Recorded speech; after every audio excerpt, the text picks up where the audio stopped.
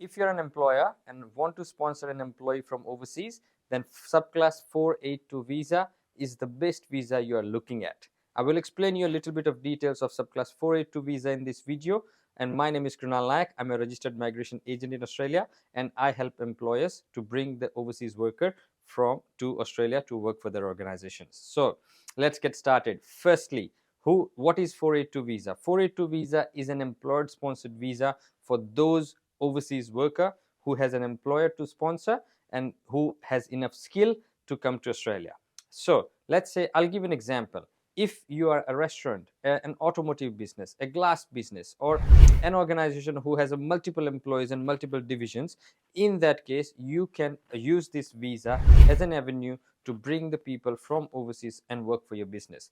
And one more beauty of this visa is you don't have to employ them permanently. You can employ them for 1 year, 2 years, 3 years, or 4 years. So all these flexibility in this visa makes this visa one of the best visa.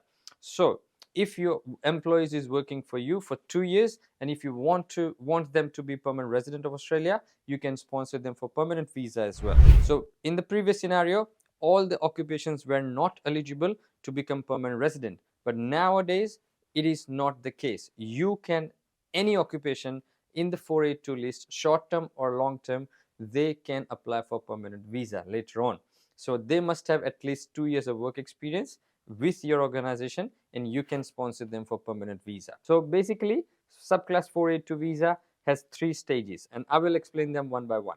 So number one, first stage is SBS applications. What is SBS? SBS is standard business sponsorship. So your business has to be eligible to sponsor an overseas worker, and to do that you have to submit your business documents, your financials, and all other documents to immigration department and applying for standard business sponsorship.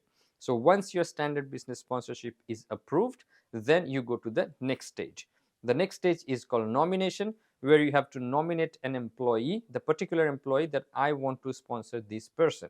So you have to nominate an employee, and that nominated employee will be the person who will be getting the visa. So to nominate an employee, you have to go with the process, which is 28 days process. That's called LMT, labor market testing. So what you have to do, basically you have to put your advertisement of that particular position that you want to hire for 28 days in the national media. And those has to be 3 different national medias, and one of them should be the Workforce, which is Australian government website. So you have to advertise your position, and after 28 days of advertisement, whatever the applications you get, you select a right candidate for the position, and then you tell the department that after doing the LMT, labor market testing, I've selected this application as a right applicant for this position.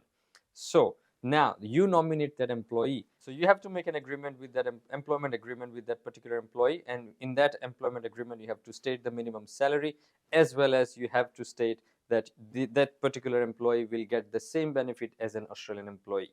So that is done, and then you can apply for the nomination. Once you apply for the nomination, once the nomination is approved or not, the applicant himself or herself can apply for the visa. So let's say if you lodge your nomination today, from the next day the employee will be eligible to apply for the visa. And for the visa application, the employee has to meet certain requirements as well. Let's say their education, their work experience, and their English. So once they meet those requirements, if they haven't met the requirements yet, you can wait for them to meet the requirements, and then you can get started. So this is pretty much 3-step application. First is SBS, second is nomination, and third is the visa application. And in that application, last 2 steps you can do together. So you don't have to wait too much. The processing time for this visa is also quite fast. Most of the applications getting finalized within 1 or 2 months, including all these 3 stages.